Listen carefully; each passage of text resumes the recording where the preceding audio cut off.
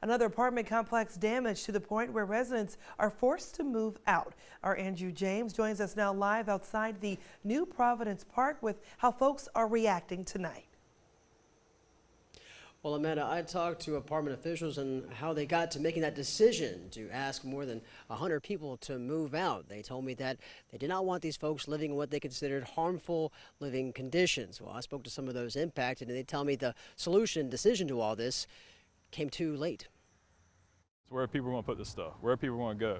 More questions than answers right now for residents of New Providence Park.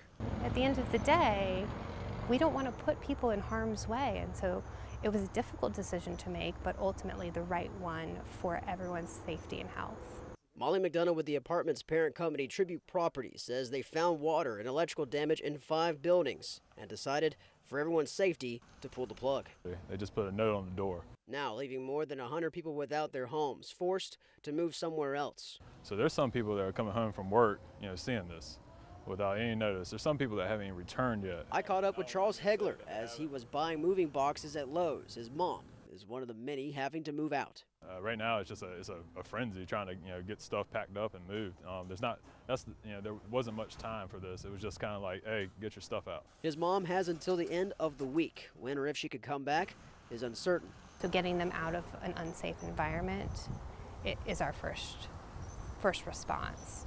Time frames, I can't speak to that. There's significant damage. Apartment officials tell me they did have FEMA personnel at the complex and have urged residents to reach out to the disaster agency.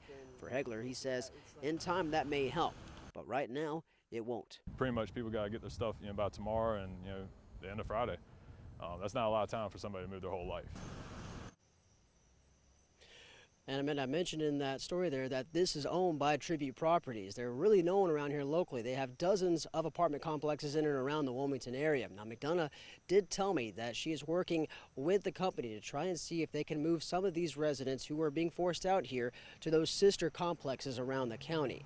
For now, live in New Hanover County, Andrew James, WWAY News.